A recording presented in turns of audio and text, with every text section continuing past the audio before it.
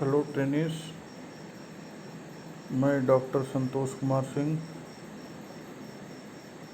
Assistant professor रचना शिक्षण प्रशिक्षण केंद्र सदर जौनपुर।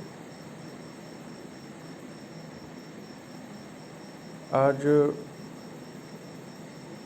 की ऑनलाइन क्लास में DED-SC-ID के ट्रेनीज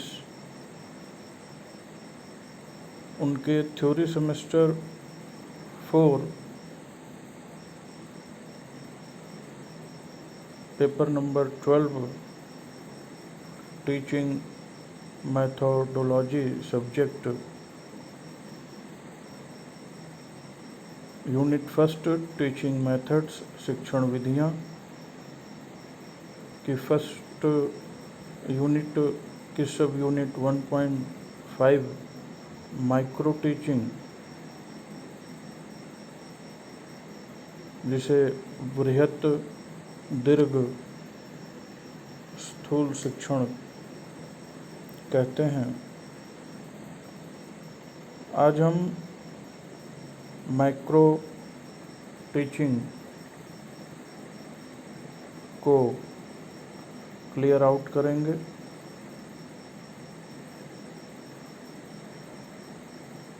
माइक्रो टीचिंग को हम अनेक हिंदी शाब्दिक पर्यायवाची के रूप में भी उच्चारण करते हैं, जैसे विस्तृत, व्याख्या, दीर्घ, स्थूल, महा एवं बृहद शिक्षण। इसके व्यापक अर्थ को इस प्रकार समझें।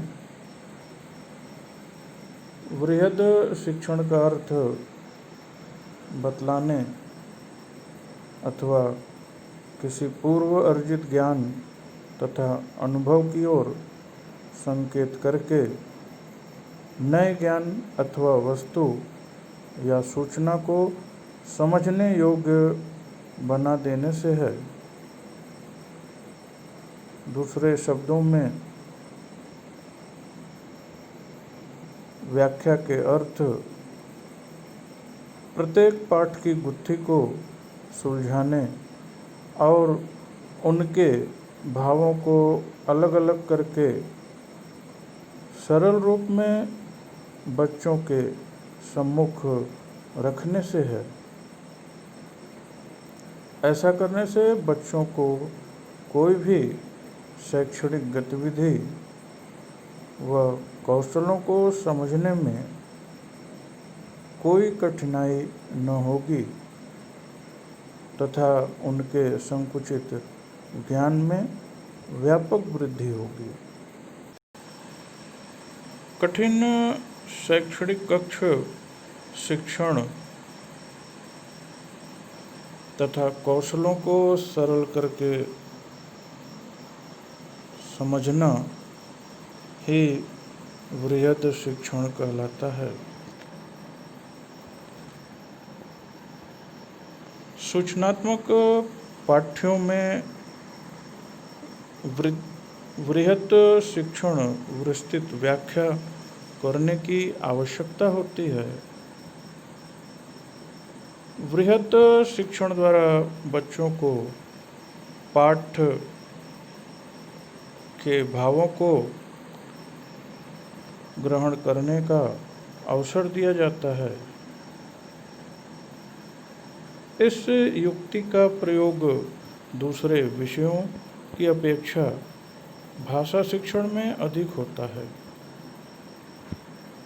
बृहद शिक्षण में वही अध्यापक उत्तम कर सकेगा जिसका भाषा पर अधिकार अच्छा होगा तथा पाठ्य विषय पर जिसका ज्ञान विस्तृत होगा।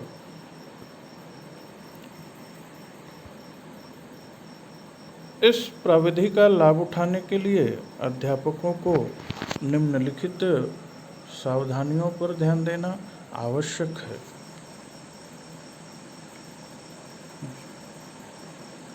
पहला, वृहद शिक्षण में व्याख्या शुद्ध, स्पष्ट, ठीक ठाक होनी चाहिए, क्योंकि अस्पष्ट, निरर्थक एवं अशुद्ध व्याख्या द्वारा बच्चे, विद्यार्थी पाठ्यक्रम को ठीक से ग्रहण नहीं कर सकेगा। व्याख्या की स्पष्टता विचारों अथवा भावों को क्रमबद्ध करने की क्रिया पर निर्भर करती है। यदि अध्यापक पाठ के भावों तथा कौशलों को कई भागों में बांटकर क्रमबद्ध कर ले तो वह उन्हें स्पष्ट रूप से बच्चों के समक्ष कक्षा में प्रस्तुत कर सकता है। अतः संभव है कि जो वृहत दीर्घ शिक्षण में व्याख्या शिक्षक के लिए स्पष्ट, सरल हो, वह बच्चों के लिए कठिन हो। अतः बच्चों के मानसिक स्तर, अवस्था एवं चिंतन शक्ति को ध्यान में रखकर व्याख्या बनानी चाहिए व करनी चाहिए। दूसरा, व्याख्या अधिक लंबी नहीं होनी चाहिए, क्योंकि लंबी व्याख्या में समय अधिक लगता है और बच्चे सुनते सुनते ऊब जाते हैं। पाठ या कौशल की रोचकता निरस्ता में परिवर्तित हो जाती है। इस कारण से दीर्घ शिक्षण हमें अध्यापकों को व्याख्या छोटी, अर्थपूर्ण, प्रासंगिक तथा तार्किक रखनी चाहिए। नेक्स्ट, तीसरा, वृहद शिक्षण में व्याख्या शुद्ध तथा सरल भाषा में करनी चाहिए।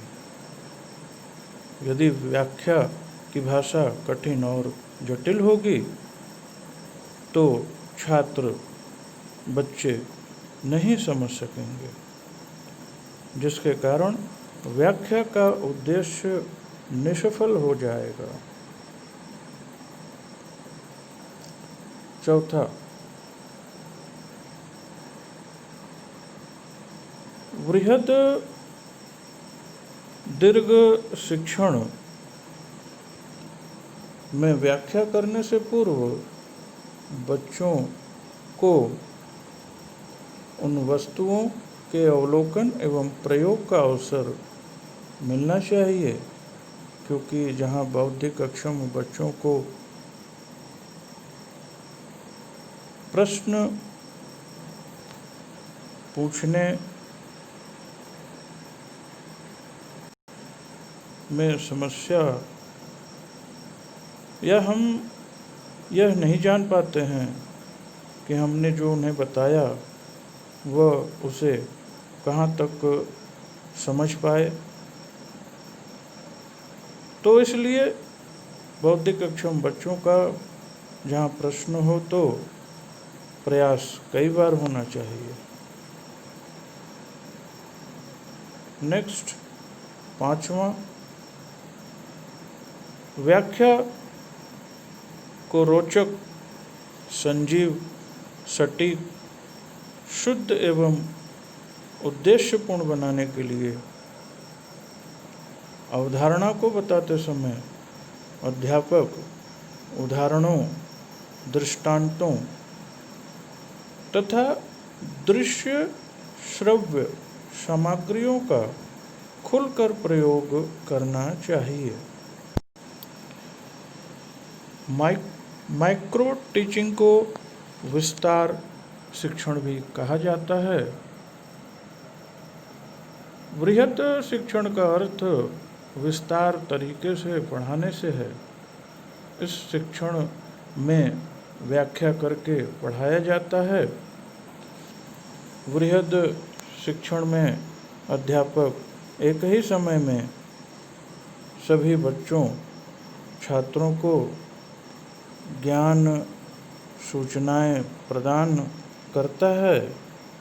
यह शिक्षण पूरी कक्षा को लेकर होता है, न कि सूक्ष्म शिक्षण माइक्रो टीचिंग की तरह छोटे छोटे समूहों में। वृहद शिक्षण व्याख्यान विधि पर आधारित होता है। वृहद शिक्षण में छात्रों की संख्या ज़्यादा होती है।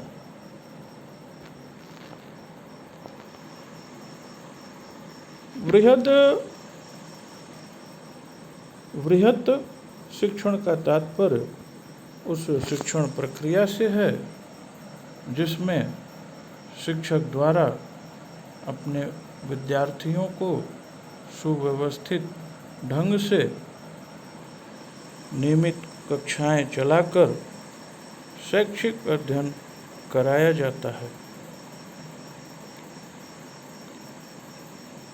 बी के पासी के अनुसार वृहद शिक्षण बच्चों छात्रों के लिए एक उपयोगी शिक्षा व्यवस्था है जिसमें बच्चे छात्र अपने अध्यापक की सहायता से अपने समस्त शैक्षिक कठिनाइयों को हल करता है।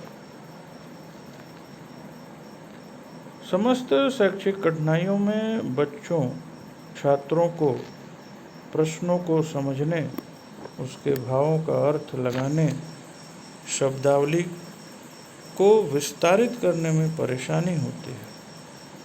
साथ ही साथ मूल्यांकन करते समय शैक्षिक स्तर, प्रगति स्तर, प्रायोगिक कार्य, व्यवहारिक ज्ञान एवं बौद्धिक स्तर को आधार मानकर किया जाता है।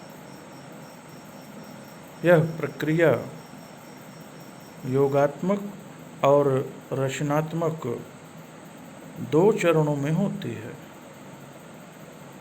इन दोनों चरणों से ही बच्चों विद्यार्थियों का सही परिणाम अध्यापक को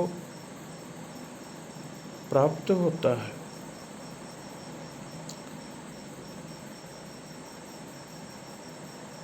वृहद शिक्षण में बच्चों का मूल्यांकन किया जाता है और सूक्ष्म शिक्षण में शिक्षक छात्राध्यापक का मूल्यांकन किया जाता है और फीडबैक प्रतिपुष्टि प्राप्त किया जाता है। वृहद शिक्षण में बच्चों की संख्या 35 से 40 होती है। सूक्ष्म शिक्षण में बच्चों की संख्या 5 से 10 के बीच सीमित होती है। वृहद दीर्घ शिक्षण और सूक्ष्म शिक्षण में अंतर। Difference between macro teaching and micro teaching. वृहद दीर्घ और सूक्ष्म शिक्षण में अंतर निम्नलिखित है। पहला, उद्देश्यों का व्यवहारिक शब्दावली में विशिष्टीकरण। पारंपरिक शिक्षण में उद्देश्यों का व्यवहारिक शब्दावली में विशिष्टीकरण नहीं किया जाता है। सूक्ष्म शिक्षण में ऐसा संभव है। दूसरा, कक्षा का आकार।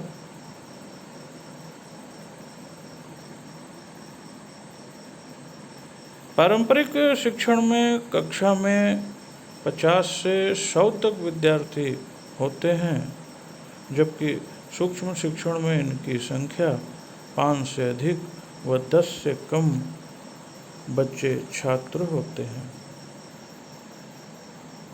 तीसरा, फीडबैक प्रतिपुष्टि। पारंपरिक शिक्षण में प्रतिपुष्टि तत्काल प्रदान करने की व्यवस्था नहीं होती, लेकिन सूक्ष्म शिक्षण में प्रतिपुष्टि तत्काल प्रदान की जाती है। नेक्स्ट, चौथा, प्रेषक की भूमिका। शिक्षण प्रशिक्षण के दौरान पारंपरिक शिक्षण में प्रेषक की भूमिका बहुत ही अस्पष्ट होती है, जबकि सूक्ष्म शिक्षण में प्रेषकों की भूमिका विशिष्ट तथा पूर्व निर्धारित होती है। नेक्स्ट, पांचवा, समस्त जटिल शिक्षण व्यवहार का अभ्यास। पारंपरिक शिक्षण प्रक्रिया में छात्र अध्यापक समस्त जटिल शिक्षण व्यवहारों का अभ्यास करता है, परंतु सूक्ष्म शिक्षण में छात्र अध्यापक एक समय में केवल एक ही कौशल का अभ्यास करता है। नेक्स्ट, छठवां, शिक्षण अवधि। पारंपरिक शिक्षण में अवधि शिक्षण 40 से 45 मिनट की होती है। सूक्ष्म शिक्षण प्रक्रिया में यह अवधि मात्र 5 से 20 मिनट तक की होती है। नेक्स्ट, कक्ष अंतःक्रिया। पारंपरिक शिक्षण प्रक्रिया के दौरान कक्ष अंतःक्रिया का अध्ययन वस्तुनिष्ठतापूर्वक किया जा सकता है, लेकिन सूक्ष्म शिक्षण प्रक्रिया में ऐसा संभव है। नेक्स्ट, आठवां, शिक्षण प्रक्रिया। पारंपरिक शिक्षण प्रक्रिया में शिक्षण कार्य बहुत ही जटिल होता है, परंतु सूक्ष्म शिक्षण में कार्य अपेक्षाकृत बहुत ही सरल हो जाता है। सभी ट्रेनिस यहाँ पर एक बात का ध्यान रखेंगे, पारंपरिक शिक्षण ही माइक्रो टीचिंग वृहत दीर्घ शिक्षण है। एक वृहत पाठ योजना एक शिक्षण रणनीति है और विशिष्ट विषय के लिए शिक्षकों द्वारा तैयार की गई एक लंबे अवधि के लिए तैयार किया गया पाठ्यक्रम है, जैसे कि एक सेमेस्टर, छमाही, वर्ष, माह आदि। इसमें उन सभी विषयों को शामिल किया जाता है जिन्हें किसी विषय में पढ़ाया जाना है। शब्द मैक्रो ग्रीक शब्द मैक्रोज से उत्पन्न होता है, जिसका अर्थ लंबे, वृहद और बड़े से है। शब्द माइक्रो ग्रीक शब्द मिक्रोस से उत्पन्न होता है, जिसका अर्थ छोटा और छोटा होता है।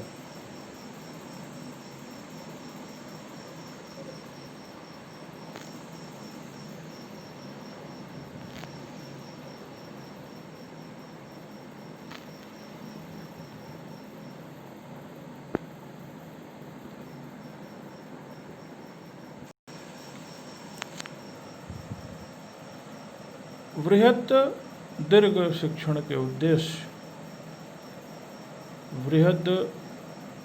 वृहत दीर्घ शिक्षण के निम्नलिखित उद्देश्य होते हैं।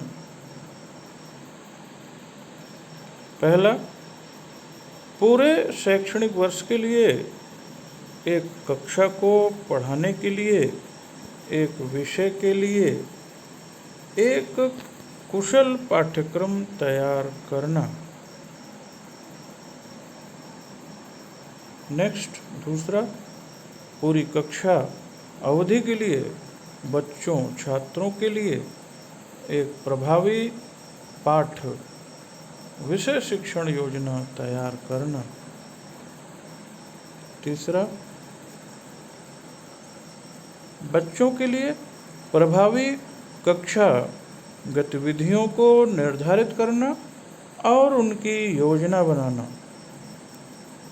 चौथा, उद्देश्यों को तैयार करना और दैनिक कक्षा की गतिविधियों की प्रगति को रिकॉर्ड अभिलेखित करना।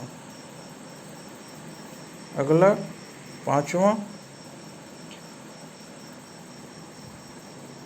कक्षाओं में आवश्यक संसाधनों और सामग्रियों की पहचान करना।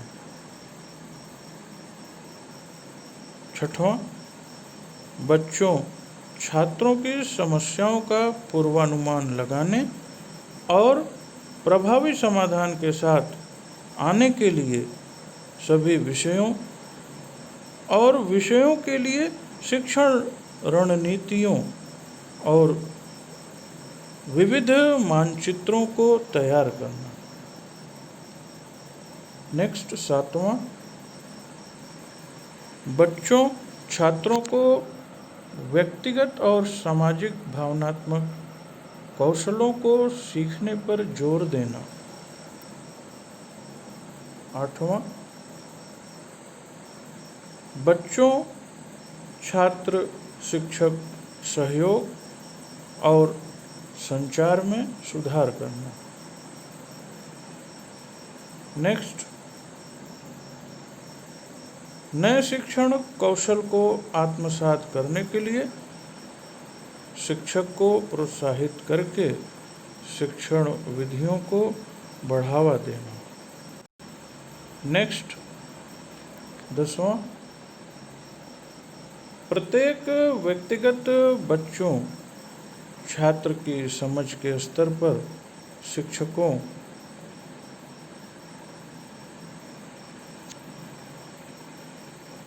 को एक गहन गहराई प्रदान करें। नेक्स्ट, 11वां, सीखने के परिणामों के संदर्भ में शिक्षण रणनीति की प्रभावशीलता का मूल्यांकन करें। 12वां, शिक्षण और सीखने के तरीकों में तथा शिक्षण आत्मविश्वास में सुधार करें। इस प्रकार हम पाते हैं कि वृहत दीर्घ शिक्षण में एक कक्षा के पूरे कालांश अवधि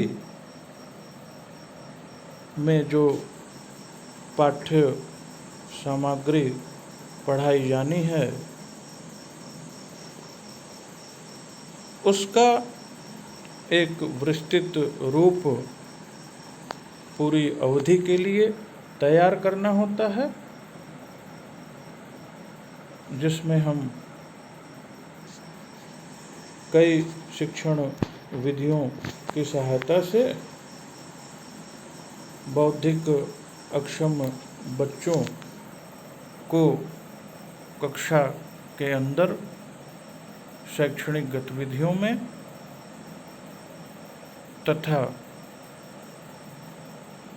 उनको अनेक कौशलों को सिखाने में इस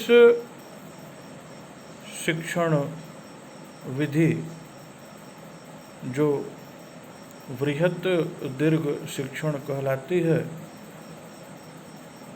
की एक महत्वपूर्ण भूमिका होती है, जिसकी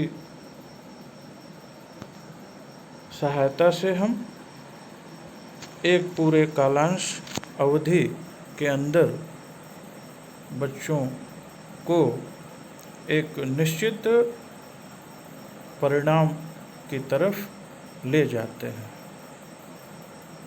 वृहत दीर्घ शिक्षण एक महत्वपूर्ण शिक्षण विधि है। आज की ऑनलाइन स्पेशल क्लास में 1.5 मैक्रो टीचिंग वृहत दीर्घ शिक्षण के बारे में आपको विस्तार पूर्वक बताया गया। आप बड़े ध्यान से इस पूरी यूनिट को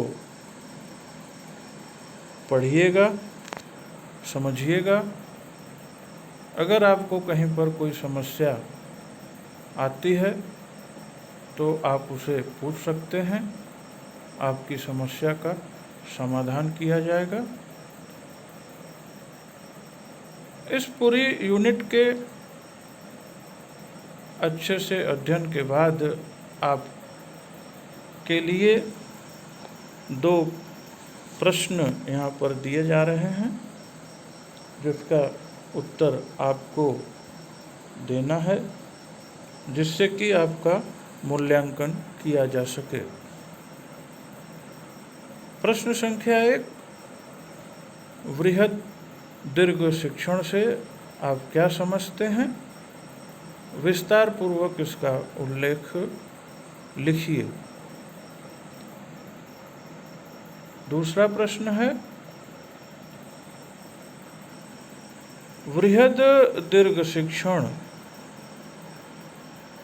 तथा सूक्ष्म शिक्षण में अंतर को स्पष्ट लिखिए। इन 2 प्रश्नों का उत्तर आपको लिखकर भेजना है। आज की ऑनलाइन क्लास को यहाँ पर समाप्त किया जा रहा है। अगली यूनिट नए ऑनलाइन क्लास में आपके सामने जल्द ही आएगी। धन्यवाद।